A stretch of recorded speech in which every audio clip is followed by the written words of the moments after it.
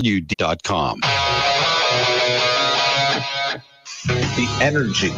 So this guy in the fantasy baseball chat is just ripping me. He's calling me names for how I handled my team. Buddy, you had 20 weeks for your own team to play better. Don't be mad at me. The passion. Mac Jones is fighting not just for his Patriots job, but he very well may be fighting for his NFL future. The opinions on all your favorite teams. For the Red Sox, it can't always be about next year. It can't always be about down the road. Where's the team that battles for now? This is the Brady Farkas Show on WDEV AM, FM, and WDEVradio.com.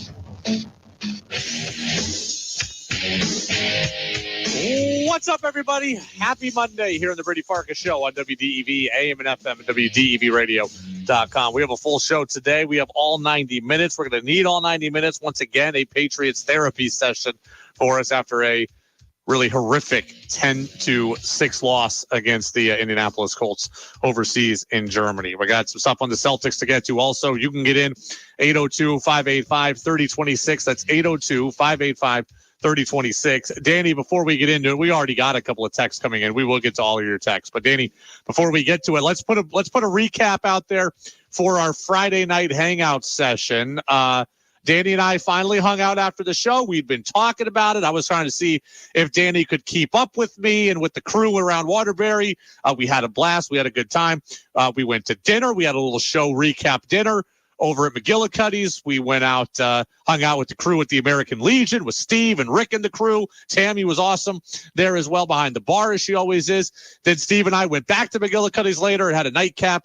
Danny, you ended up having to drive. You couldn't navigate the ride home like maybe you thought you could. So I give you a pass on not being able to keep up with me. Certainly didn't need to keep up with me under those circumstances. You know I wanted to. I know you did. But hey, the rides sometimes fall through. I get it. You had to drive home. So either that or sleep on these carpets.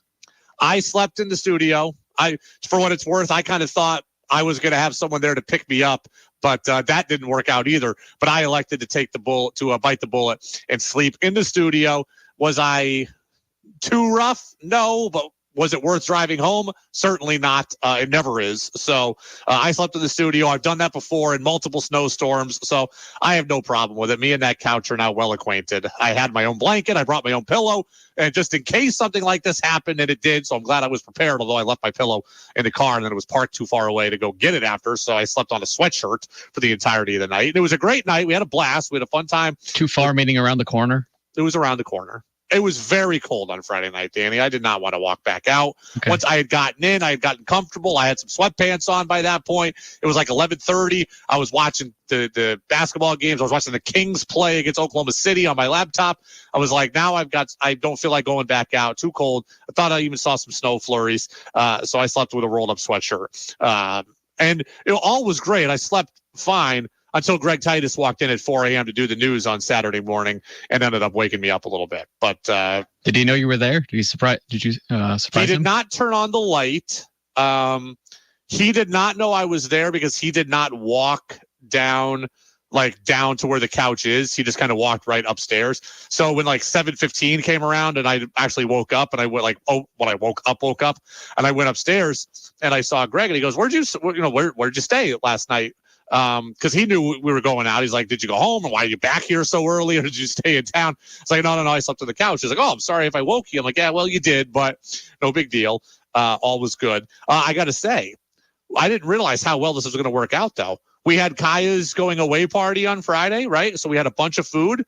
There were 4 slices of pizza for your boy in the fridge on Friday night when we got back. So after that big dinner we had, Danny, I had a slice of pizza right before bed.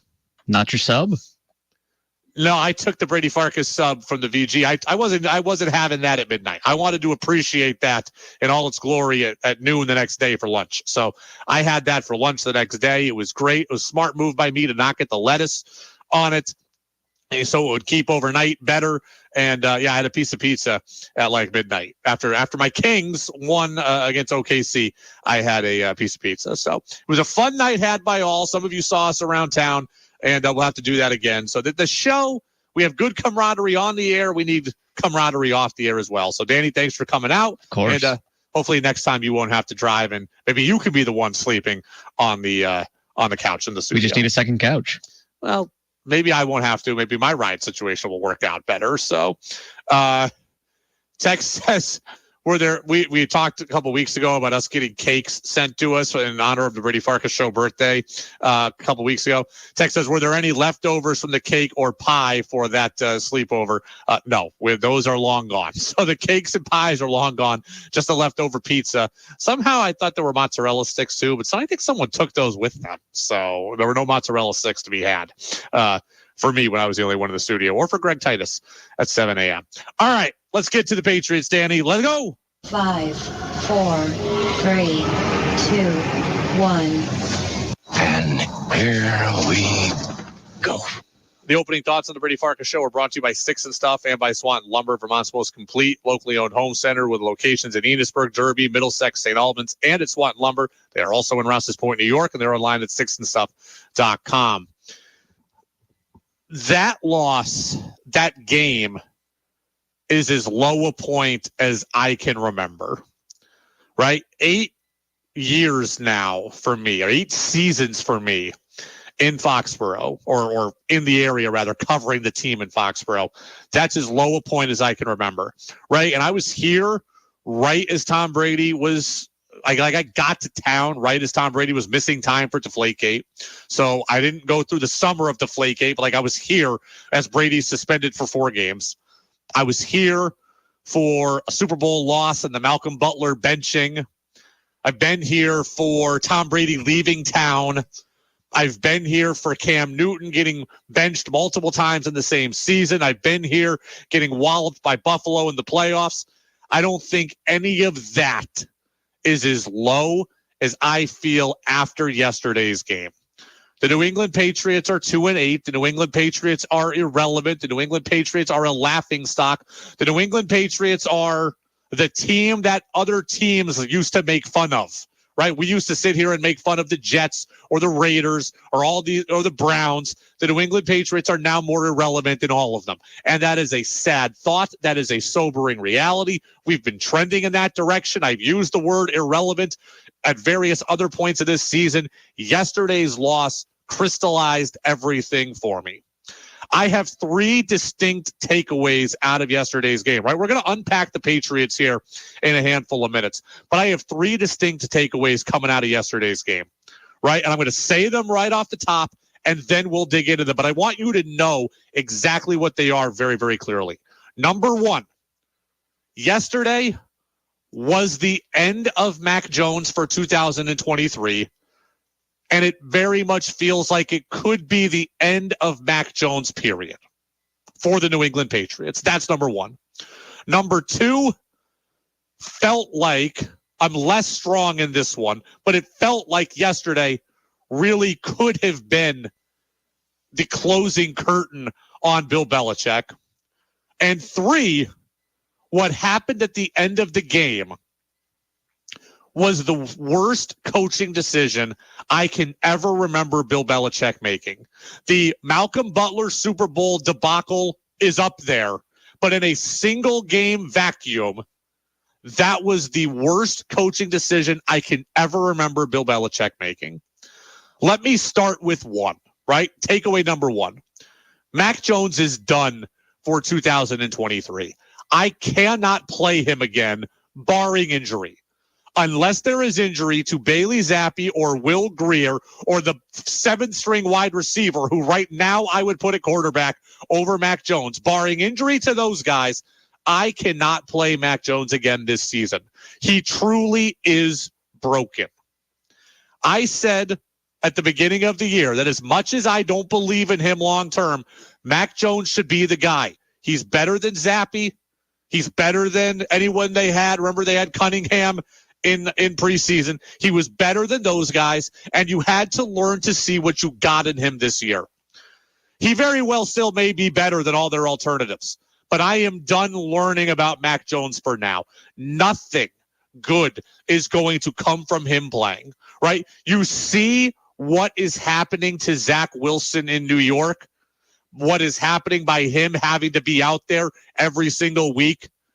That is Mac Jones. right? I feel for what Wilson's going through. I feel for what Mac is going through. Nothing good will now come from this guy playing. He is broken. And we can all debate whose fault is it. Is it his fault? Is it the organization's fault? Is it Belichick's fault? Somewhere in that Venn diagram of blame is the truth. It's everybody's fault. Bill Belichick broke his confidence last year. His injury rattled him, I'm sure. Zappi's play rattled him a little bit last year. Belichick not giving him the love rattled him. Everything, the coaching situation, everything has contributed to this. But Mac Jones was once a promising player who was a Pro Bowl alternate in 2021. He is not that guy anymore. He has been broken, and there is no point now in playing him moving forward. The wins don't matter. I will not learn anything, again, because he's going to play poorly. He is so in his head that nothing good is going to come from this. Nothing good is going to come from this. Danny, our guy Phil Perry, NBC Sports Boston, said as much yesterday on Postgame Live. It's on the bottom right of our button bar. Give me Phil Perry, number 4. And watching a quarterback who is damaged and has the yips from a football standpoint, I mean, that's what this looks like right now. The throw to Mike Gesicki that gets picked off. The throw to Hunter Henry in the end zone, another critical situation, almost gets picked off. The bucket flip to Ramondre Stevenson that for them luckily falls incomplete. This is a quarterback who doesn't know what to do in real time. I think because it's a confidence thing. And Ted, we talked so much this year about, is it the chicken or the egg? Is it the player as an individual? Is it the player in the vacuum? Or is it the situation? Is it that the coaching situation last year and the weapons and the offensive line and all that is culminated to create this damaged quarterback that we're now watching? A damaged quarterback. He cannot play moving forward, right? The Jets kind of have to play Zach Wilson, or at least they've had to, because they have real aspirations and they're over 500 and all that. The Patriots no longer need to play Mac Jones. I'm not going to learn anything. All I'm going to do is further damage him. He needs a week off. He needs 3 weeks off. He needs 7 weeks off in the absolute worst way. And frankly, I wouldn't even dress Mac Jones the next time the Patriots play.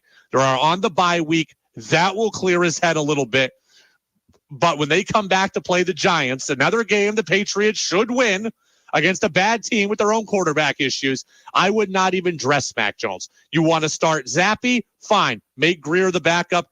Mac doesn't dress. You want to start Greer? Fine. Make Zappy the number 2 and make Mac not dress. Nothing good is going to come from this. He's not the first athlete to ever be broken. He's not the first quarterback to ever be broken. He can be resuscitated, but he's not going to be resuscitated now in this season for this coaching staff, with this group around him, with this schedule, under these circumstances. He needs to sit. If you ever want him to be useful to you again, he cannot play right now. Right? If you want him to be your quarterback in 2024, if you want him to be your backup in 2024, heck, if you want to trade him for anything come draft time to get a draft pick, you are not going to help your cause or help your case in those regards. Mac Jones cannot play. I said he was their best option. I said he should have the job all year long. I don't believe that anymore. I don't believe that Mac Jones is terrible. I believe that the guy we saw in 2021 is in there somewhere, but we are not going to see that guy anytime soon this year. As Phil said, all of the situations have come together to give us this version of Mac Jones, and this is not a guy that I can play with. This is not a guy that I can play with moving forward. Back to point number 2. That was point number 1. This is point number 2. Yesterday felt like a nail in the coffin moment for Bill Belichick. I do not believe that Bill Belichick is going to get fired in season. We'll talk more about that and why in the 6 o'clock hour. But frankly, if he was going to get fired, he would have been fired today, right? He would have been fired after coming back from Germany. He would have not been allowed to meet with the media. He would have been fired before, the prep starts for the bye week. If he was going to be fired, he would have been fired already. I'm in favor of not firing him right now, but this felt like a nail in the coffin kind of game. We talked all week last week about how important this game was to the Patriots, about how important this game was to Robert Kraft, how if you're not going to make the playoffs, you want to keep the brand strong internationally. You want to continue to grow the league and grow the shield. Well, you also want to grow your team. And this was yet again another embarrassment, and it was an embarrassment on the international stage. Being 2-8 is one thing, but putting up 6 points against the under 500 and rebuilding Indianapolis Colts and losing to that team internationally, that is as low as it gets. And then you couple the embarrassing situation at the end of the game, the punt return situation we'll get to, all of it. It looked like a guy in Bill Belichick who is desperate and who is running out of answers. And for a guy who for 25 years has always had the answers, it's tough to watch. Yes, Bill Belichick is callous. Yes, Bill Belichick has hurt a lot of players in his career.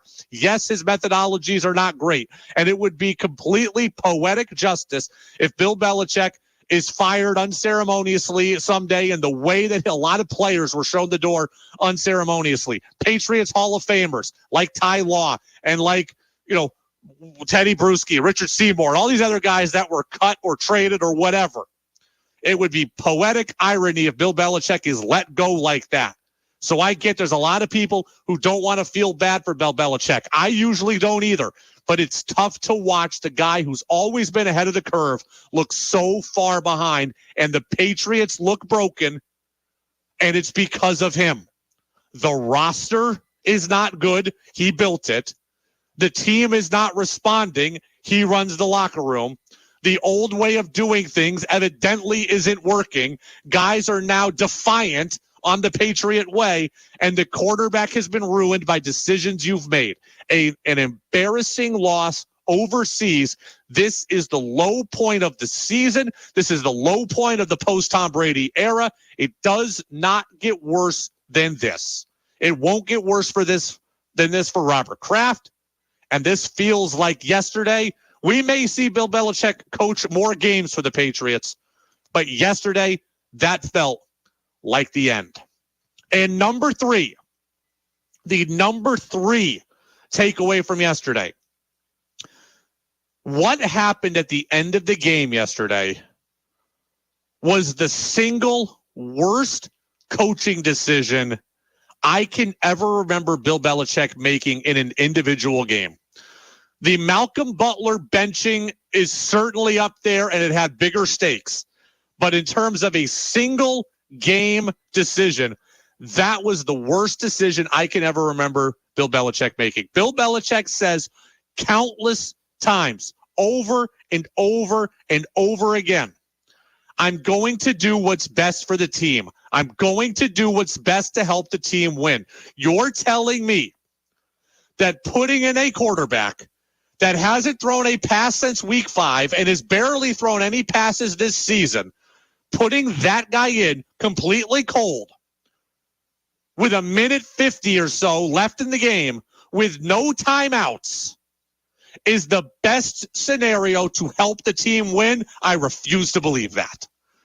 I refuse to believe that. You put in Bailey Zappi with no timeouts, less than 2 minutes to play, completely cold, overseas in Germany in a venue he's never been in.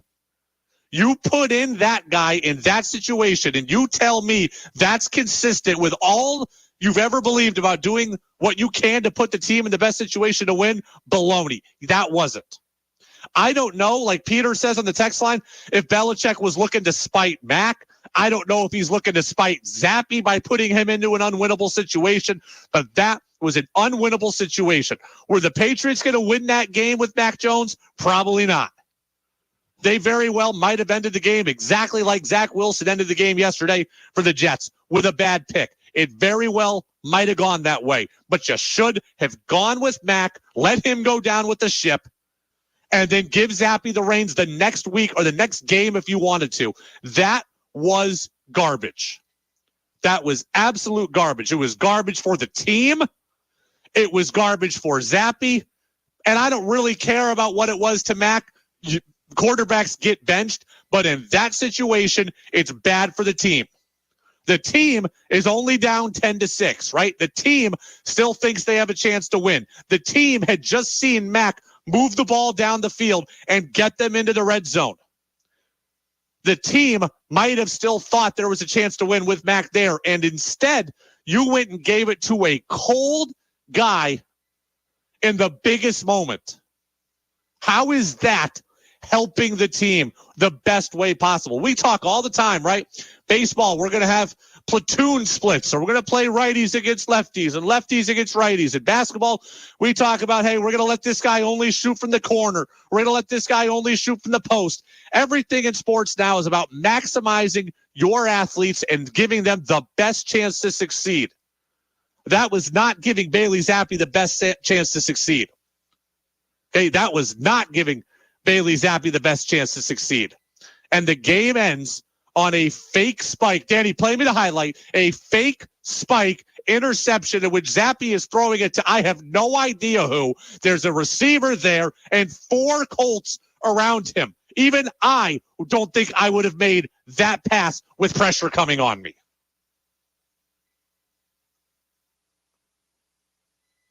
Danny.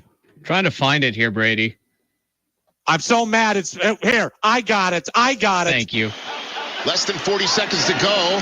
Zappi with a fake snap. Fake spike. Pardon me. It's intercepted. Oh, boy. Rodney Thomas.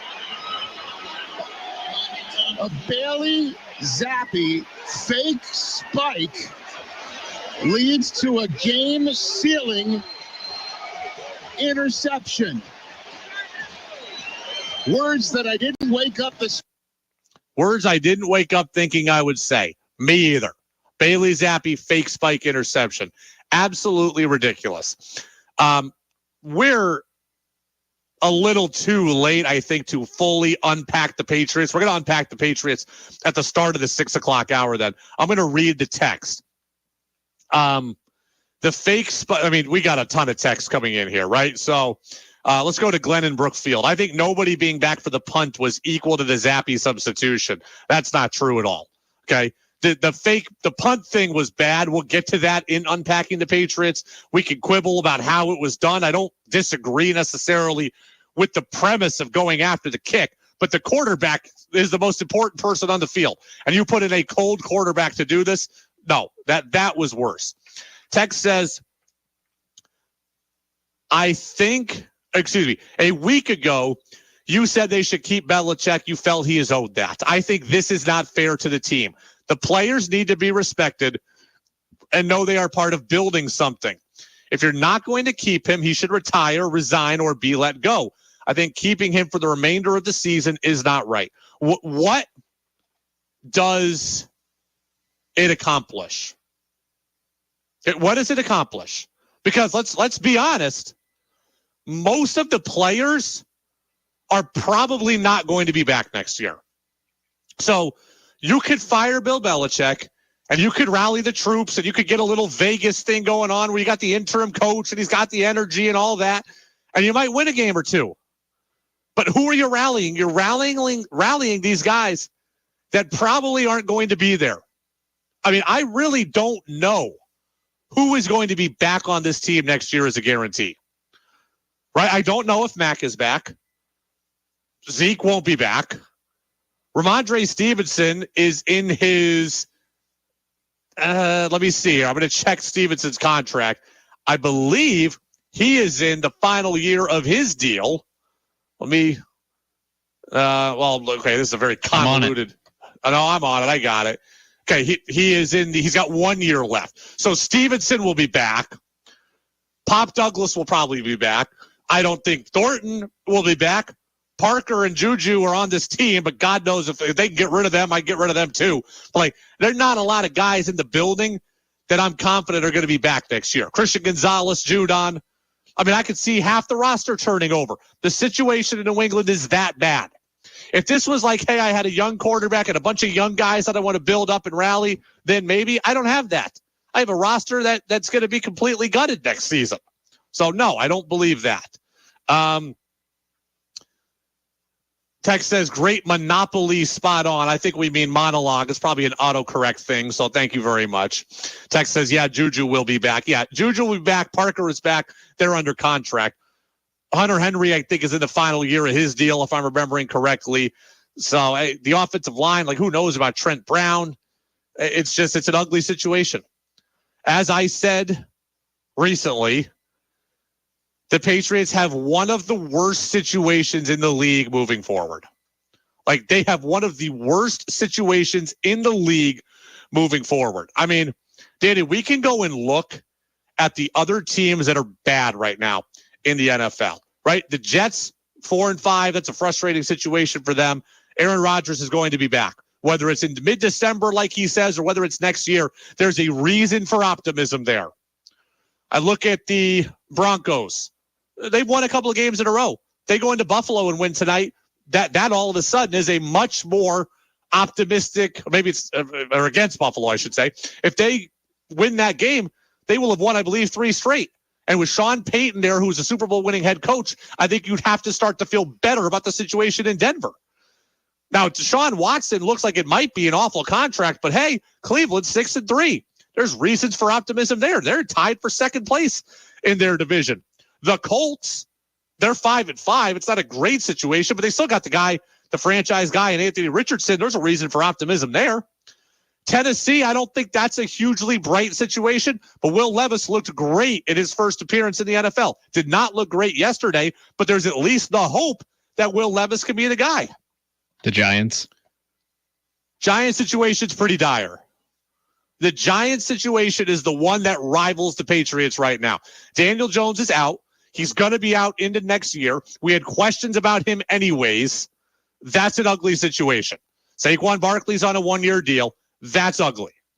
The Cardinals, they're 2-8. They just got Kyler back. And either Kyler's going to be back and be good, and you still have your quarterback, and you're going to have a high pick, or Kyler's going to be bad, you're still going to lose, you're going to end up with a top draft pick and be able to go get another quarterback if you want to. They can trade Kyler. There's reasons for optimism there. The Bears, I'd say right now, is pretty down. And Carolina's awful, but they had the number 1 pick in the draft. Like, there's reasons for optimism on every team in the NFL practically, with the exception of the Giants and the exception of the Patriots. The Patriots will have a top 5 pick in the draft. Heck, they may have a top 3 pick in the draft. I guess that's your reason for optimism, but that's a sad reason to be optimistic.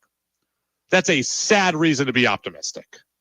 So, I mean, this is a tire fire.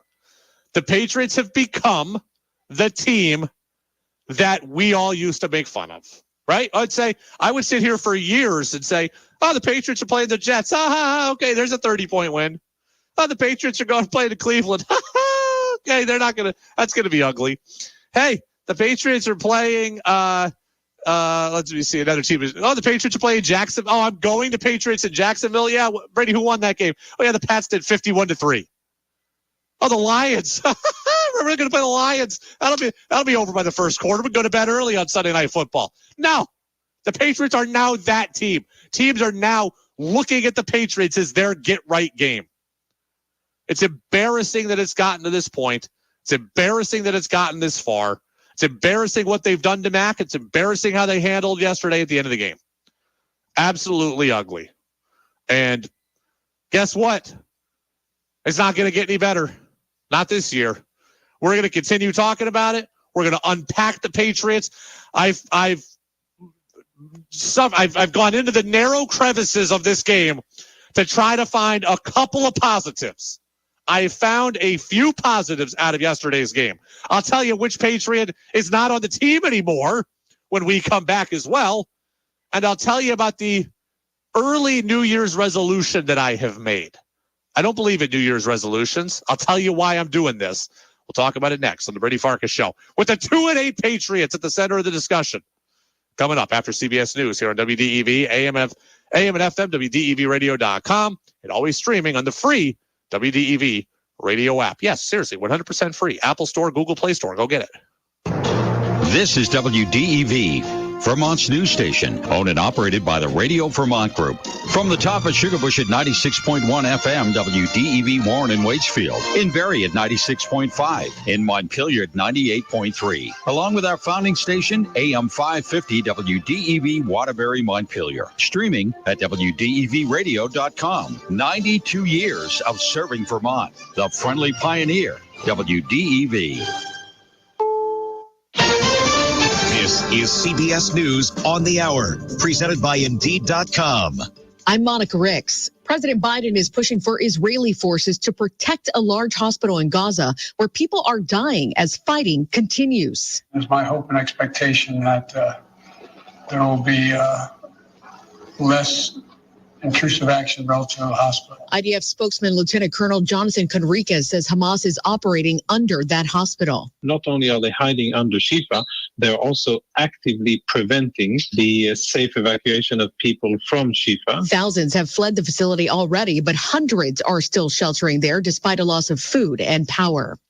Congress has just days now to agree on a new spending deal and avoid a government shutdown. CBS's Nancy Cordes. I asked the National Security Advisor, Jake Sullivan, today about the possibility of a shutdown when you've got the White House engaged in conflicts now, both in Israel and in Ukraine. He said it would be devastating for the military, in particular, if you've got members of the military who aren't getting their full paychecks and who are living with great uncertainty even as they are assisting in these war zones. House Speaker Mike Johnson proposed a two-step stopgap measure. It would not include funding for Israel, Ukraine, or U.S. border security. The Supreme Court approved a new ethics policy today. The new code of conduct signed by all 9 justices includes 5 canons that the justices should adhere to, including by upholding the integrity and independence of the judiciary and avoiding impropriety and the appearance of impropriety in all activities. CBS's Matt Piper says it follows intense scrutiny of some justices who failed to disclose lavish trips and gifts from wealthy supporters. Donald Trump Jr. back on the stand today in New York, and he slammed the civil fraud case to reporters outside. Sort of a boring cross exam. I thought they were going to go somewhere, but I think they understand that they have nothing as it relates to a case other than, I guess, an overzealous attorney general who would destroy all of New York business by going after transactions where there are no victims. A judge already ruled the Trump family duped banks and investors. Traffic will be backed up again in about an hour with I-10 closed following a weekend fire in L.A. CBS's Carter Evans is there. The concrete has done what's called spalling, and that's where it just kind of cracks and falls off those columns. Those columns are in bad shape, and the question now is this a repair that can be done by removing those columns and replacing them? Or is this a situation where they're going to have to tear down this whole section of the freeway and start over? A permanent location of Friends Coffee Shop Central Perk opens tomorrow in Boston. It was supposed to open last month, but got delayed over Matthew Perry's death. This is CBS News. Make the hiring process work for you. With Indeed's end-to-end hiring solution, you can attract, interview, and hire candidates all from one place. Start at Indeed.com/credits. Hello, my name is Kelly Elwell, nurse practitioner. I oversee Central Vermont Home Health and Hospice's palliative care program, and I am here to help you. Palliative care at CVHHH helps Central Vermonters living with serious or life-limiting illness, such as cancer, lung or heart disease, and dementia, access the care, resources, and emotional support they need. People who receive palliative care services from CVHHH can continue to receive curative treatments such as chemo and radiation therapy. They do not need to be homebound or be a current CVHHH patient. As a palliative care provider, I am here to help you and your family in patient-centered holistic care. I can help you manage your pain and symptoms in coordination with your existing care team, support you to understand and articulate your goals of care, write an advanced care plan, and connect you with the resources you need. It is my goal to help you maintain your independence and experience the highest possible quality of life. Central Vermont Home Health and Hospice is here for you. I would love the opportunity to support you and your family. Please visit cvhhh.org for more information and to schedule a consultation. Hi, I'm Matt with Matt Clark's Northern Basement Systems. If you have a wet basement, moldy crawl space, or settling foundation and need an effective solution, we do all things basementing. Basement waterproofing, basement insulation, basement structural repair, and nasty crawl spaces too. Matt Clark's Northern Basement Systems has you covered. We offer free estimates, so for all things basementy, call 855-DRY-TIME or visit northernbasements.com. The world is a constantly changing place, and being informed has never been more important. This is Steve Kathan. WDEV, Vermont's news station, and CBS provide you with up-to-the-minute news and information. Whether it's top and bottom of the hour news, breaking news, or special events, if Vermonters need to know, you can trust that WDEV and CBS will inform you. WDEV, keeping an eye on Vermont, while CBS keeps an eye on the world. The Brady Farkas Show now has an interactive text line, so reach out now at 802-585-3026.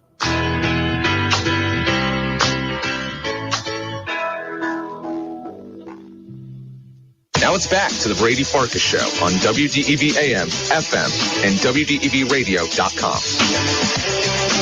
Welcome back in, Brady Farkas Show right here on WDEV AM and FM and WDEVradio.com. We will unpack the Patriots momentarily. A lot of stuff to get to here in the 6 o'clock hour. I want to answer a couple of texts on the text line. Actually, just this one specifically right now.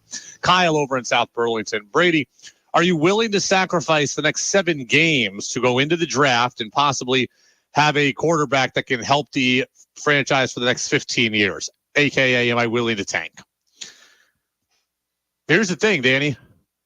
I don't think it matters at this point if I'm willing to tank. I don't think the Patriots have to try to tank. I think the Patriots are just naturally bad now. And I don't think this needs to be a big organizational decision. I don't think this needs to be a talking point anymore. I believe all things can be accomplished. I believe the Patriots can go into games with the intent to win organizationally, prepare hard, try hard, and then ultimately still lose. So I think that you're going to get what you want. If you want the Patriots to lose, I don't think it's going to be tanking. I think they're just bad enough now to naturally lose. Like, what is the difference at this point? Tanking or just playing as you always do and losing anyways? Like, this was supposed to be the stretch where the Pats could win, right? They were supposed to be able to beat Washington at home, who had just traded their 2 best defensive players at the deadline. They couldn't. They were supposed to be able to beat Indy with a backup quarterback halfway across the world. They couldn't. And now they are supposed to beat the Giants, right? The Tommy DeVito-led Giants. They still should win that game, but they very well may not. And beyond that, there are no gimmies left. There are no gimmies. There are no layups on this schedule for this team, right? They're going to play the Giants. They should win. Don't know if they will. They're going to play the Chargers. Oh, man, the Chargers could screw themselves up 7 ways to Sunday. The Pats could win that game. Brandon Staley could go for it on 4th and 7 at his own 7-yard line with 9 minutes left in the first quarter, and nothing would shock me. They could also let Justin Herbert throw for 650 yards in that game. Khalil Mack and Joey Bosa could have 14 sacks combined, and the Patriots could lose it 56-0. Neither result would surprise me. They're going to get beat by Pittsburgh, even though Kenny Pickett stinks. That's a Thursday night game. They're going to get beat by them with that defense. They're going to get annihilated by Kansas City on a Monday night. So we're going to get back-to-back blowouts probably on national television, the Thursday game, the Monday game. They're going to play Denver on Christmas Eve, another primetime game in Denver. I'd say they'd lose that. Then they're going to play Buffalo in Buffalo. Buffalo is going to be battling for the playoffs or playoff positioning. They're going to get killed there. And they very well may play Aaron Rodgers again with the Jets, or may play Aaron Rodgers with the Jets in the final game of the season. And by the time the final game of the season comes, Danny, it won't be tanking, but there will be guys that make business decisions. That's the other thing that's going to happen here as we get down towards the end of the season. When you're a team that's battling for the playoffs or battling through, battling for seeding, guys play through things, right? Guy plays through a nagging hamstring injury. Guy tapes up the ankle extra tight and gets out there. Guy's got a broken arm. Let me throw a cast on and play. Why? Good to the team. I want to get to the playoffs. I want to win a Super Bowl. When you're 2-12, guess what's happening? None of that. So you're going to see guys that are going to be free agents next year. They're not going to push themselves to play, right? They're going to start making business decisions, looking out for themselves. They'll all say they want the team to win. They'll all say they want to be there for their teammates. They'll all be looking out for themselves, right? Unless you've got a long-term deal, you're not coming back to play for this team. Matthew Judon has a long-term deal. Could he get out there and try to play? Maybe. Would I think he would? Probably not. But anybody else who has any kind of mild injury, they're going to sit. So it's not going to become about, do I want them to tank? I don't like my teams tanking. I want to see my team win football games, right? Yesterday, I got up early. I sat down for 3 hours early in the morning, watched another football game, and wasn't rewarded for it. I want my team to win games. I think they're going to try to win games. They're just not good enough to do it now. They can beat the Giants. They can beat the Jets if Zach Wilson's there. Heck, they could luck into another win against the Chargers. Do I have confidence they'll do any of that? No. They're going to win between the 2 wins they have now and 5, and they're going to end up between a pick 1 and 5. And you want them to have a high draft pick? They're going to have a high draft pick whether I want them to tank or not. 802-585-3026. That is the text line number. You can continue to get on in. Danny, I've had to really scour the metaverse here to find some positives for this Patriots team, but I do have a few for unpacking the Patriots. So give me the music and the sounder. Which Patriots popped? To the 30, to the 20. He is end zone bound. Pick 6. Touchdown. Patriots. And which ones flopped? Jones steps up in the pocket, unloads a deep ball, and it's intercepted. That'll put the cherry on top. We unpack the Patriots now on the Brady Farkas Show on WDEV AM, FM, and WDEVradio.com. On the good side of things, the Patriots defense was generally pretty good, right? The defense was generally pretty good. When you allow an NFL team just 10 points, you should win, right? They forced a turnover from Gardner Minshew.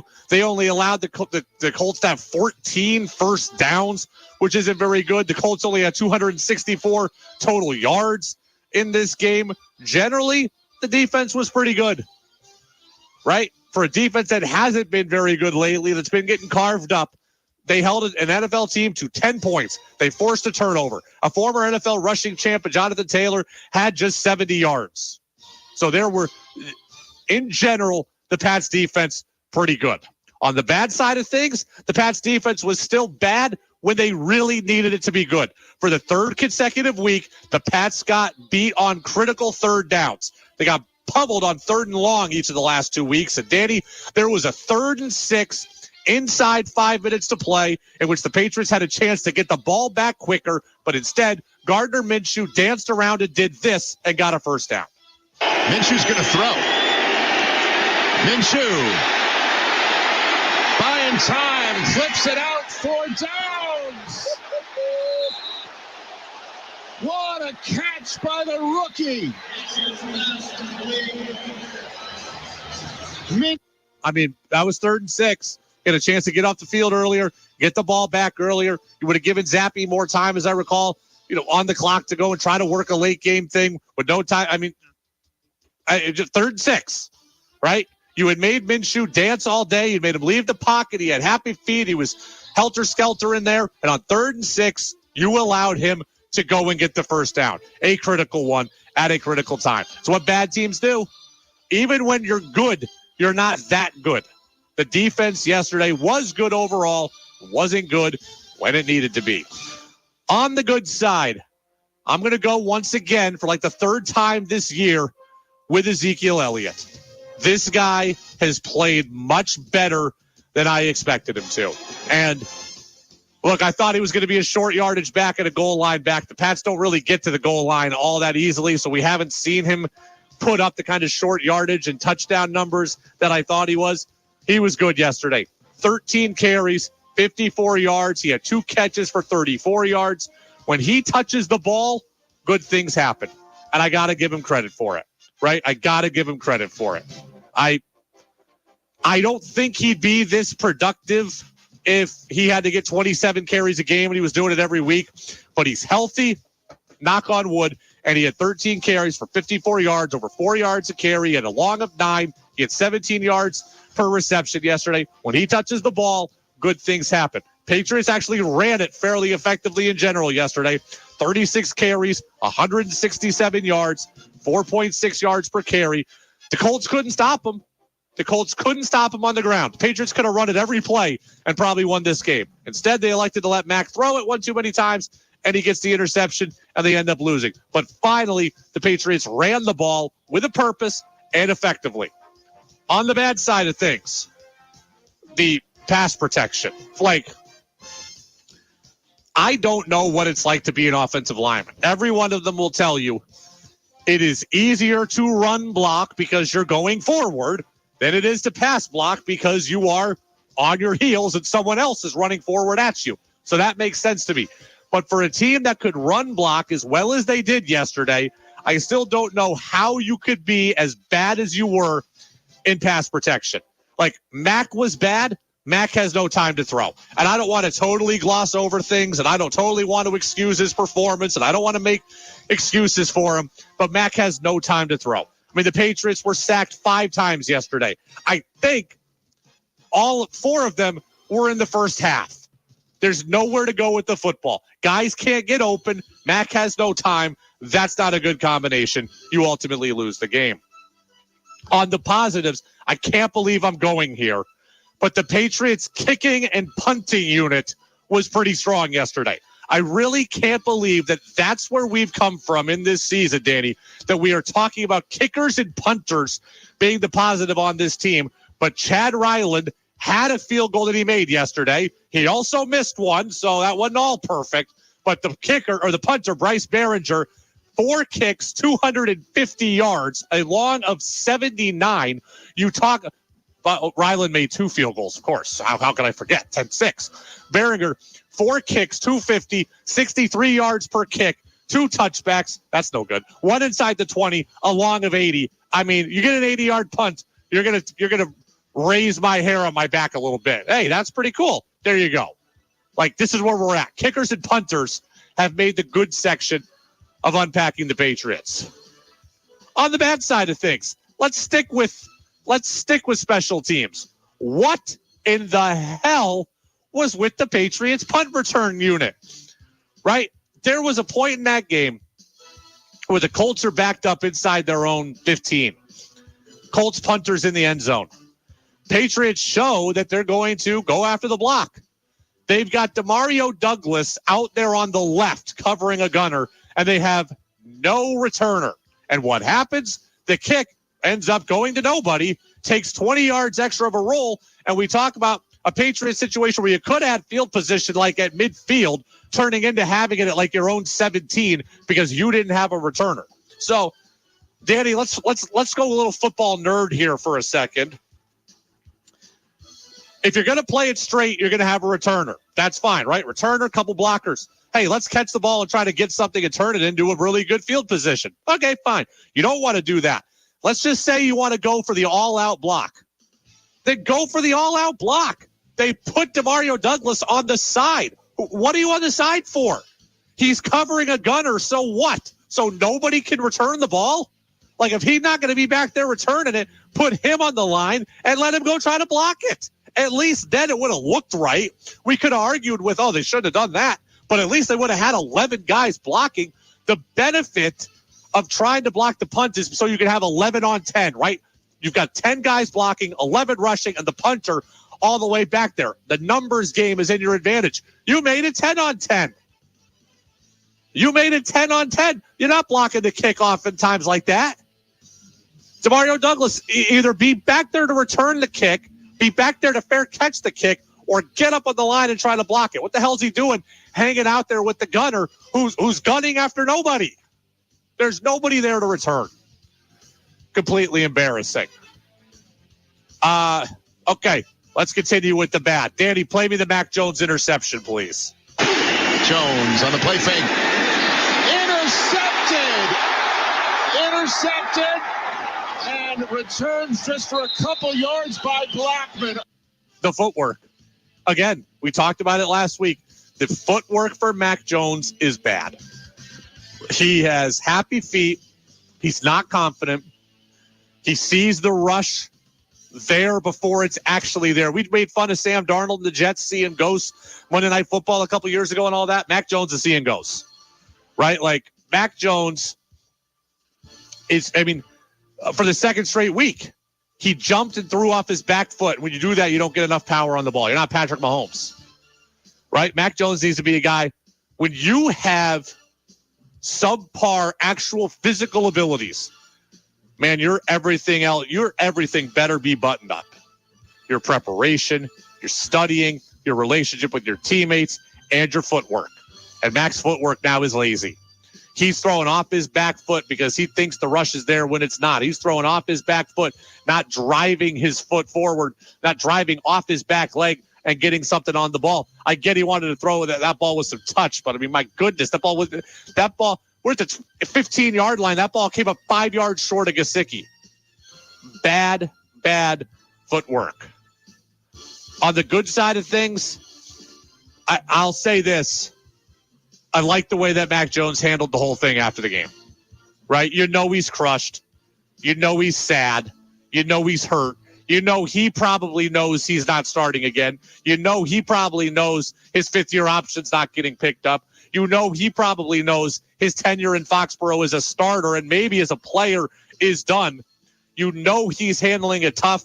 After the game, he stood at the podium. He said the right things. Danny, I will find it here because this stood out to me, right? We're going to talk about Jack Jones in a minute, but Mac Jones is the complete antithesis of Jack Jones here. I'm not sure. I think it's hard, right? It's a difficult situation, but at the end of the day, I really did want the team to win. I really did want the team to win. That's all you can ask for, okay? Mac doesn't handle things right all the time as a leader. Mac doesn't say all the right things. He stubbed his toe. You know I don't love him as a player. There he handled it right. Swallowed his pride. Could have been angry. Could have lambasted everyone. Could have deflected. Could have yelled. Could have not answered. Could have not spoken to the media. He came out there and said, look, it's hard. It's difficult. At the end of the day, I really did want the team to win. I give him credit for that. It's the opposite of Jack Jones, who we'll talk about in a minute. On the other side of things, bad, Danny.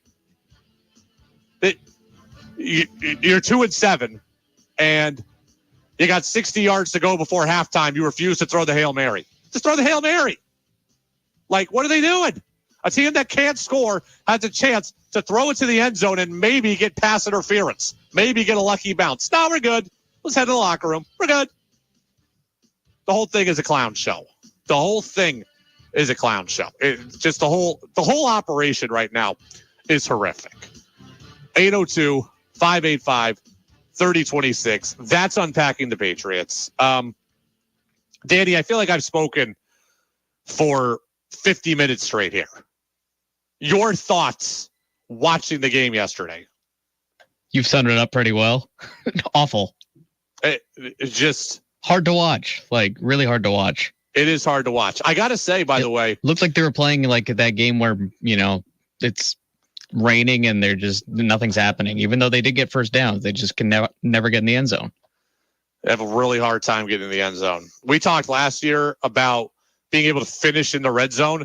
They can't even get to the red zone easily this year. Forget finishing in the red zone. They can't get to the red zone. And they missed a field goal.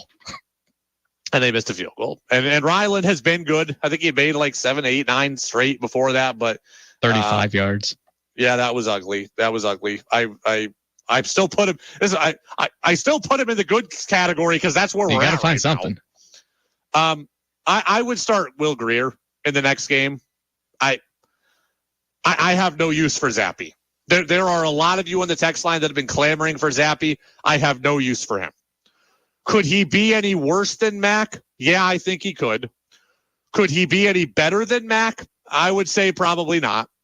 Like, Bailey Zappe is a worse player than Mac Jones. Bailey Zappe is a guy who went to Western Kentucky, and I don't begrudge a guy for where he goes to school, but Mac Jones went to Alabama and played for a national title, was in the Heisman Trophy mix. Bailey Zappe didn't do that. Bailey Zappe is a guy that you cut at the beginning of the year, and he was able to come back to your team because no one else wanted him. I don't believe that Bailey Zappe is going to be better than Mac Jones. If you're looking to tank, I guess to go ahead and play Zappe all you want, but I'd play Will Grier. That's the guy I want to see now. I'm in kind of fact-finding mode about my team. This is the guy I know nothing about. I know about Mac. I know about Zappe. I don't know about Grier. That's the guy I'd like to see. Played at Florida, played at West Virginia, major programs, lit up the preseason, the final game he was there in Dallas. This is the guy I'd want to see. If we're benching Mac, and I would, I'd want to see Greer. You know what, Danny? You know what my biggest, I think my biggest frustration is going to be moving forward in the next Patriots game? I'm already thinking ahead to 2 weeks from now. Is that I think the Patriots are going to start a new quarterback. I think they're going to start Zappe or Greer. And I think that the coaching staff is going to tell them to cut it loose. And I think we're going to come in the next day and be like, whoa, hey, Zappe slung it a little bit or Greer slung it a little bit. Because they've been told to let it go, whereas Mac has been told don't do anything risky, right? Like when the games mattered, Mac had to play with one hand tied behind his back, 1.5 hands tied behind his back. He's told, don't try to play hero ball. Don't try to force things in. So you've seen him run here, take sacks there. He is so risk averse. Now that the season's over and a new quarterback's in, I think they're going to sit here and say, hey, man, just cut it loose. Just let it go, right? And I think we're going to see some big-time throws from these guys potentially because they have the freedom to make them. I still have no use for Zappe. I still don't think he's great. These big-time throws might turn – he might make 2 big-time throws and he might throw 4 picks. But I think he'll be told that that's okay, right? Like he'll be told it's okay. It's like, Danny, think about it in basketball. You get told, Danny, I don't ever want you to shoot. I just want you to pass, get the ball to Brady. Brady gets told, hey, look, man, let it go, right? I go 0 for 15, so be it. Danny going 0 for 1, the coach just ticked at him. Brady goes 0 for 15. Hey, man, we told you to let it fly. That's where I kind of see this going for the Patriots, and it's going to be a big frustration for me moving forward.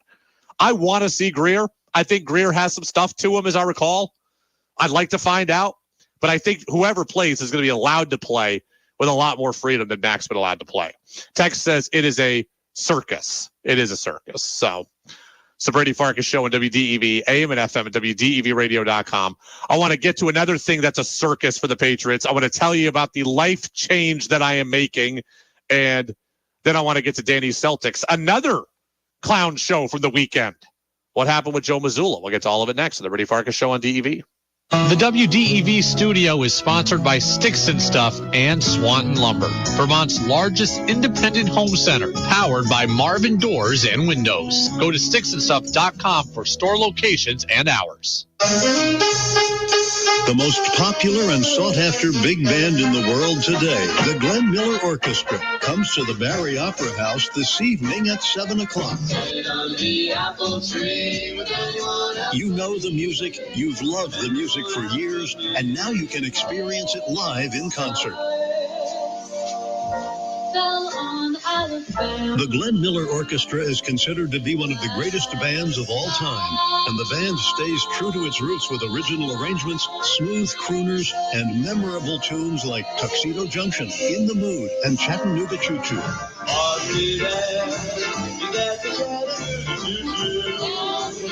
Don't miss the Glenn Miller Orchestra at the Barry Opera House this evening at 7 o'clock. Get your tickets now by calling 802-476-8188 or online at barryoperahouse.org. Media support provided by Radio Vermont, WDEV. If your winter tires are tired, poor, or otherwise not ready to face this winter, bring your vehicle to us at Waterbury Service Center. We have the right tires for winters, studded, all season.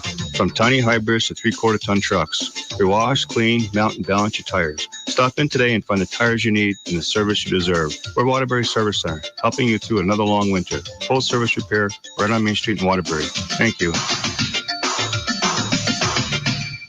It's easy to think all money managers are pretty much the same, but at Fisher Investments, we're clearly different. Different? How? You sell high commission investment products, right?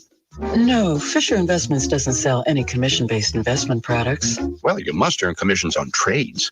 Nope, never at Fisher. We're a fiduciary, obligated to act in our client's best interest. It's the highest standard of care for a financial advisor. How do you know what's in their best interest? We get to know our clients and then tailor a portfolio based on their goals and needs.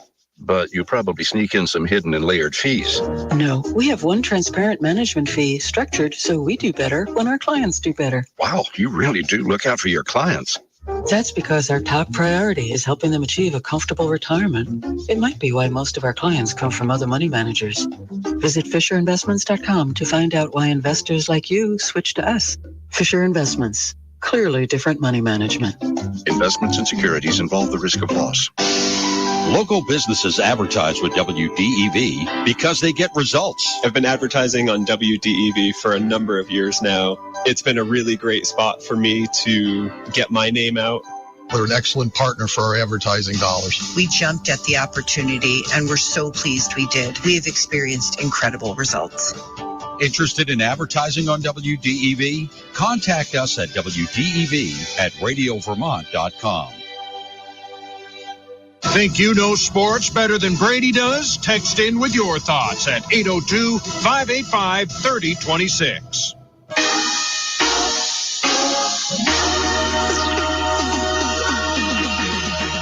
Now it's back to the Brady Farkas Show on WDEV AM, FM, and WDEVradio.com. Welcome back in, Brady Farkas Show right here on WDEV AM and FM and WDEVradio.com. The Patriots have cut Jack Jones.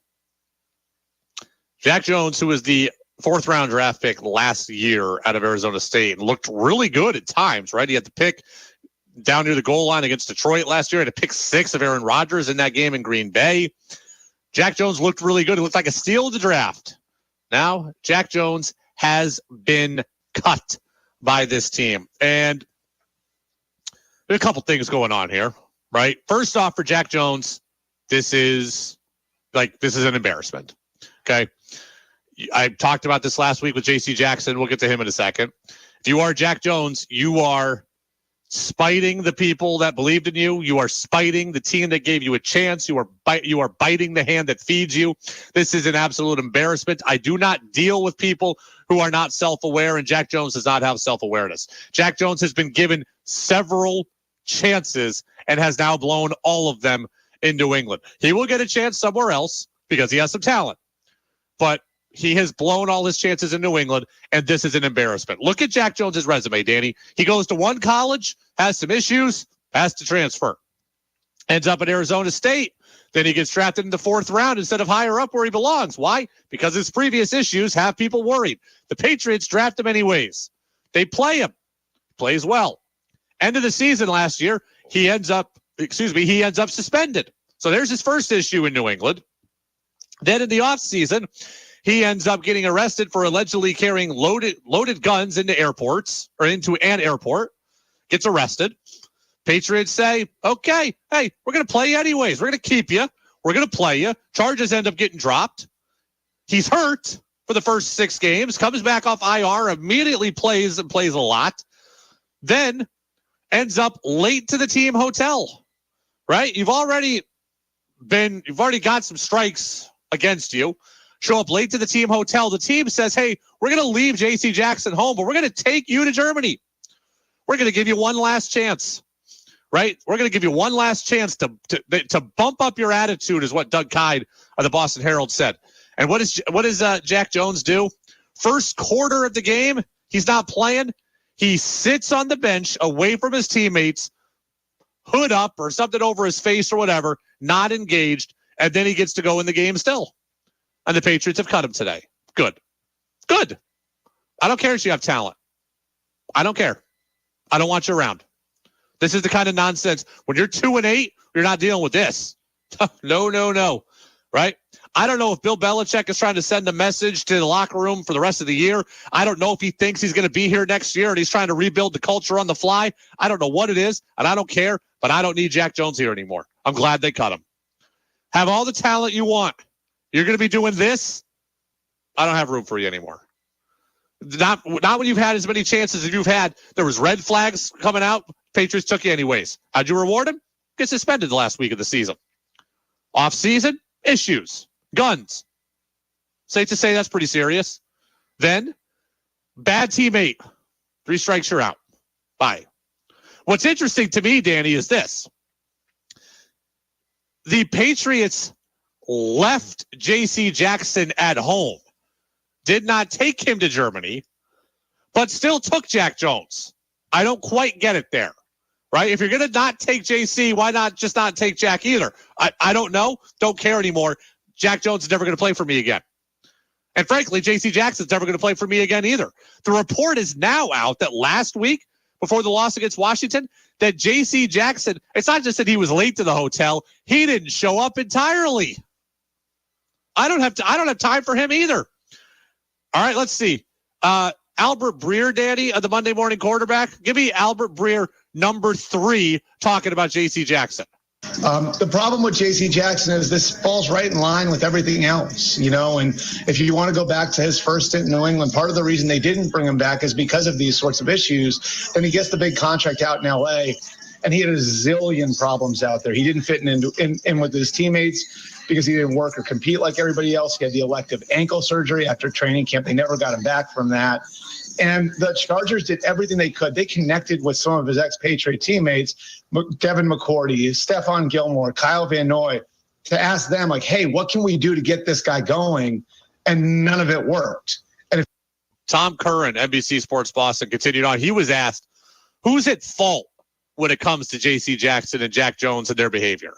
Blame the adult. You're 20-odd years old. So blame the player. I start there. Yeah. But then I say, well, who hired the employee and what kind of background did the employee have prior to his hiring? J.C. Jackson went to multiple colleges, right? And by the time you said goodbye to him in 2020, you knew what he basically was as a player. Good player, but kind of a pain in the ass. Jack Jones, the same kind of thing. Good player, 4th round value though, because college, kind of a pain in the ass. So it's on the individual. They're adults. You can have expectations for people. We don't need to infantilize people and lower our expectations, but you have to say, okay, well, who made the hiring decision? Who made the hiring decision? That was Bill Belichick, right? Bill Belichick signed off on the drafting of Jack Jones. Bill Belichick signed off on bringing back J.C. Jackson. I don't have time for either of them at this point. Jack Jones is already gone. I hope J.C. Jackson follows him out the door. Don't let it hit you on the backside. It's one thing to be bad. It's another thing to be bad and undisciplined. And that's what the Patriots are. And I can't fix one right now, but I got a chance to fix the other. I'd rather play with guys off the street that want to be here, that are grateful for the opportunity, than play with guys like this. Danny, I don't know how you feel about it. Some people will say talent trumps all, and they're willing to give guys with checkered past another opportunity and another opportunity. Heck, I don't want to be this guy, but like if you were winning, maybe I look the other way on some of this stuff. But you're not winning. The only thing I have now is trying to build culture and trying to keep the locker room together. And I'm not playing with these guys. They're not part of my future now, and I'm better off for it. I would rather play with a guy off the street who is hungry and grateful for an opportunity and is going to come in every day and bust his backside than these guys who clearly don't value the opportunities and the several chances they've been given. And the Patriots were the team that gave them those chances. And they've spit in their face. Don't want them anymore. We had so much more Patriots stuff over the course of the next few days, course of the next week. I mean, Patriots headed to the bye. But we're going to be talking about this Belichick stuff, Mac stuff, quarterback stuff all the way through it. I just know it as it is. Danny and I did go out on Friday night. Some of you saw us in town around Waterbury. We hung out at McGillicuddy's. We hung out at the American Legion. We had a blast. Danny, we found out that you have some real fans. I do. Out in the listenership, a couple people over at the American Legion said, we love when Danny talks. We love his dry sense of humor. That's what I'm here for. So, sometimes I wish you'd say more than one word, but I just said 4. Well, that's what I'm here for. That's actually 5. You said 5. Oops. So, oh my God, I didn't text Stu Gotts today. Oh? I was supposed to text Stu Gotts today, wasn't I? It's okay. He wasn't going to go back to you till tomorrow, but I'm going to text him the minute the show ends. We'll see what happens. I was so pumped. People were even talking to us about the Stu Gotts thing, and I was like, oh yeah, it's in my notes for Monday. I completely forgot. He's still reeling from his Jets loss, so I can't believe I did that. But yeah, people love you. They were like, oh yeah, we love when Danny talks. He provides a little dry humor in there, knows a lot about the Celtics. I'm like, yeah, well, I wish he'd say a little more, save me a little time here on the vocal cords. But I'm like, he's doing all right. He's doing good. So. You're on a roll, so I let you go. My head actually hurts right now from how frustrated. I feel like if you're watching the video stream, I feel like there's probably a vein popping out of my head. I am so angry. We could take a break. We probably are supposed to, but I'm going to wait a second. Okay. Kind of on this note. I am making a life change, a lifestyle change. Nothing major, but I am making my New Year's resolution come 6 weeks early. I'm going to get healthier again. And I don't mean I'm unhealthy, right? If you see me, like I'm tall and thin. I don't mean that. I just mean I'm going on a little self-improvement quest here. Okay? So I going to get back going to the gym, try to find a better work-life balance, be healthier. I'm always going to be a guy who loves to eat my fast food, right? Like you hear me talk about Taco Bell and stuff. That's not an act. I really do like that stuff. I really do eat it more than I'm supposed to. Jess makes outstanding dinners. So it has nothing to do with her fault or whatever. She's phenomenal at cooking. But when I'm left to my own devices, I tend to go astray. I'll probably keep doing that. But hopefully the other stuff makes up for it. Going to eat better. Going to cut out soda again. I had cut out soda. I was at a point where I was only having soda on the weekends. And that was really big for me. And it really helped. And I got really bad again for a little while. For like 6 months, I've been pretty bad at it. I'm going to try to be there again where I'm good with that. I do not believe in New Year's resolutions. So, like, I've always thought if you have a resolution, something you want to improve, do it when you realize it. Don't wait till New Year's. So I'm doing it today. Today was Monday. I was at the gym. I biked 10 miles, exercise bike. I mean, so, hey, I get it. It's not being out there on the real courses, but exercise bike 10 miles today. 45 minutes or so, ran a mile, which, you know, I kind of ran at a light speed, like between a 5.6 and a 7 on the treadmill. I need some better running shoes. I was in old basketball shoes for this. So it was kind of hard to run on a treadmill in that, but going to cut out the soda, going to get in the gym, hopefully every day, or at least do something exercise wise every day. And you know, my goal is to probably lose 10 pounds. I'm tall and thin. People think I don't need to lose weight. So maybe I just kind of want to redistribute my weight to where it becomes more muscle rather than this little spare tire I'm developing. So I'm making the change. Going to be in the gym.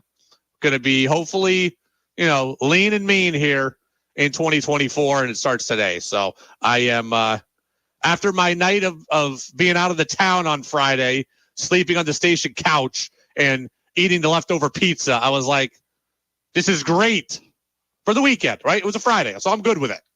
But like, I need to kick myself into gear come Monday, and that's what I'm doing. So, Danny, do you believe in New Year's resolutions? Not especially, but are you going to have a cheat day? Not during the week. Weekends are fair game, right? Like, I'm a football fan, right? Like, it's going to be beer and chicken wings. Like, I get it. Like, it's the antithesis to everything I just said. But on Sunday, it's okay. I'm for that. What I don't need to be doing is, you know, scarfing down Taco Bell on a Tuesday and having 3 Cokes. Like, that's what the stuff I'm trying to cut out here and avoid. Gym, protein shakes, eat breakfast, maybe some smaller portions, a little less fast food. That's where I'm at. It's the Brady Farkas Show on WDEV, AM and FM at WDEVradio.com. Joe Mazzulla caused some issues over the weekend. We'll tell you what the Celtics head coach did. We'll give you a little update on the C's as they get ready to take on the Knicks tonight. We'll do all that next on the Brady Farkas Show on DEV. Westview Meadows is currently seeking a qualified RN for resident care director, a medication tech and resident services associate for evenings, and a cook. It's a really great environment to work in. And it doesn't matter what position you have here. We're all one big happy family. I'm really fortunate to work here and have all of these people in my life. Consider a career at Westview Meadows. Go to westviewmeadows.com to download and complete the application, or resumes can be sent to hr@westviewmeadows.com. AARP Vermont is working hard to make sure people know how to avoid a scam and hang on to their money. That's why we want to share AARP's free resources with everyone. With AARP as your partner, you'll learn how to proactively spot scams, get guidance from fraud specialists, and feel more secure knowing that they advocate at the federal, state, and local levels to protect consumers and enforce the law.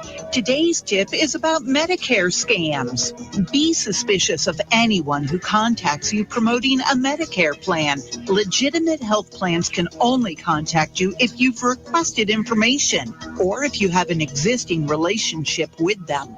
With the help of AARP Vermont, you can recognize fraud sooner so your money lives longer. Remember, if you can spot a scam, you can stop a scam.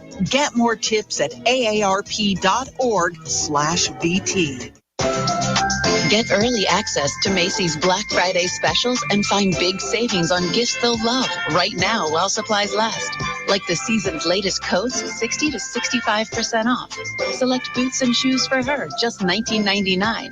And update your space with furniture, mattresses, and rugs, now 20 to 70% off. Plus, get your online order even faster with store pickup, now at Macy's. Savings off sale and clearance prices, exclusions apply. Jim Gaffigan here with some more Straight Talk. Let's take a moment to appreciate our sweet children, loving grandparents, and eternal soulmates. Now let's use them to save money on wireless. Because with the Straight Talk Silver Plan, you get 4 lines for just $25 a month with unlimited data and no contracts. So add those human pawns, loved ones, and save money. Thanks, kids. They're finally worth it. Straight Talk Wireless, available at Walmart. Get 4 lines on Silver Unlimited for $25 per line per month, plus taxes and fees. For data management practices and additional terms, visit straighttalk.com. It's back. The Biggest Buck Contest, where you could win a $500 prize from Johnson Woolen Mills. Wear it for a lifetime. Just correctly guess the weight of the biggest buck taken during rifle season. If you're 18 or older, enter by sending your guess and information to P.O. Box 550 Waterbury. Email WDEV@radiovermont.com or submit your entry at the Johnson Woolen Mills, Main Street, Johnson. The entry that's the closest to the exact weight, but not over, is the winner. It's the Biggest Buck Contest from Johnson Woolen Mills and WDEV. Tracy Schamberger describes her experience advertising with WDEV. When WDEV presented Age Well with an opportunity to co-present a weekly live interview, we jumped at the opportunity. We see a direct increase in calls to our helpline because of our spot on WDEV, which is exactly what we had hoped for. We have experienced incredible results. Interested in advertising on WDEV? Contact us at WDEV@radiovermont.com. Your chance to be part of the show is on the text line at 802-585-3026. Now it's back to the Brady Farkas Show on WDEV AM, FM, and WDEVradio.com. Welcome back in, Brady Farkas Show right here on WDEV AM and FM and WDEVradio.com. Celtics are getting ready to take on the Knicks. I have to get away from the Patriots here. I'm just going to continue to get angry. A listener called in the break apparently and talked to Danny and said that I need to lower my blood pressure about the Patriots and also that I need to drink chocolate milk. That's healthy. I drink a lot of chocolate milk. I'm like a 12-year-old at heart here with this. So I love chocolate milk. I could guzzle it by the gallon. Do you like chocolate milk, Danny? I do, but I don't drink it that often. Why do you feel like you've outgrown chocolate milk? You just don't? No, I mean, it used to be like every school lunch, and then, I don't know, just never bought it again. Yeah, do you prefer to buy chocolate milk when you buy it, or do you prefer white milk that you put in the syrup and stir? I would probably prefer to make it, but I would probably be lazy and just buy it. Yeah, it's delicious always. I love chocolate milk. Seriously, it's like my favorite drink, and I have it in my fridge constantly still. I'm not afraid to say that at 34. I don't care. But yeah, so I am trying to self-improve myself again. So text says we're going to start sending over healthy vegan snack bars. No, I don't. He didn't say he was going vegan. I don't need vegan. I'm not doing that. I'm just cutting out the a fast food trip here and there. Maybe a Kind bar. Yeah, I want to have more protein. I just want to be better, right? Instead of going back for the second helping of dinner, maybe just one. I'm a big guy. I like to eat, but try to tone up a little bit here, right? A lot of people talk about putting on holiday weight. I'd like to lose 10 pounds. So it's kind of a tough challenge here to try to do it, but I'm going to try to do it. Midnight pizza, good start. I need to cut that out for sure. I need to eat probably not as late as I see. This is like I like to eat late, right? Like I get home at 7:30 or 8, eat at 8:30 or 9. Like I think you're not really supposed to eat like after 7. Like it's not in everybody's schedule, but I think like it's technically not like desirable to eat beyond 7 because of things like calories and metabolism and all that. Like you should eat earlier in the day. It's just my schedule doesn't really allow for it. So you're trying intermittent fasting. Is that what it's called? I'm not going to try that. I don't know. I'm just going to. Well, if you stop eating at, early after dinner, that's part of it, right? You go to bed and then that's intermittent fasting. Yes, but I can't really do that. Because I'd have a better chance of not eating something the next day until like noon than eating earlier in the night. Because again, we don't get home till 8 or so. All right, Celtics and Knicks tonight. That's coming up about 40 minutes from now at 7:30. RJ Barrett is a game time decision still for the Knicks. He's got illness here, so if he doesn't play, that would be a big loss for the Knicks. Would be better for the Celtics. Celtics played the Knicks on opening night, ended up winning that game. It was kind of a choppy game, but the Celtics ended up winning it. Joe Mazzulla caused some serious consternation on Saturday. Right, Celtics played a back-to-back, beat the Nets on Friday. Danny was, I could tell Danny was a little bothered. So let me answer this honestly, Danny. We're out on Friday night. I got the bar to turn on the Celtics game for you. Were you happy with that because it was there, or were you irritated because you couldn't watch it with sound and you had to talk to us, which kind of kept your attention away? Would you have rather not watched it at the bar and then watched it on your own in full, or were you happy to kind of have the in and out passive watching? Totally fine with watching games on mute. I'm seeing everything. Okay. I noticed you were ignoring us a little bit at one point because you were really. I was turning my head back and forth. Yeah, got to check in on the game. But it wasn't that close at the end. So it wasn't that close. So they beat the Nets on Friday. Saturday they played Toronto. So the Celtics are up big, 20-ish or so, 3.5 minutes to play. Joe Mazzulla challenges a call against Toronto. The Raptors are upset by it. I understand why the Raptors are upset, frankly. I do think it was completely unnecessary for him to challenge, right? At some point, you're getting your clock cleaned. You just want to get home. You just want to get out. You don't need the coach on the other team to go and, cause an 8-minute delay where they look over, a possession arrow here or there. I get why, we talk about unwritten rules in sports. I get why the Raptors think that was a violation of the unwritten rules. Completely do. That said, I love Mazzulla's answer to why he did it, Danny. He's completely won me over with this. They just thought that it was, I don't know if it was disrespectful or cheap to challenge in that situation. I don't really agree or disagree. I think at the end of the day, my responsibility is to my players first. And, having respect for the game. We've been in that situation before where we don't shoot the last shot. We let the clock go out. We do that all the time. But with 3.5 minutes to go, when you have a group of guys that check in and they're playing as hard as they can, I think it's my responsibility to my players first. And it was a clear opportunity for me to empower the players, let them know that I'm coaching you. And those minutes to me are just as important as the start of the game. And that's what I told my players. And I'll always put them first. That answer won me over because, again, I agree with what Toronto's saying. If I were them, I'd be ticked also. But I hate when bench players, I hate when guys who never play or rarely play, I hate when they are brought in to just dribble the clock out, where they are brought in and thought as an afterthought, where they are brought in and their time is not valued.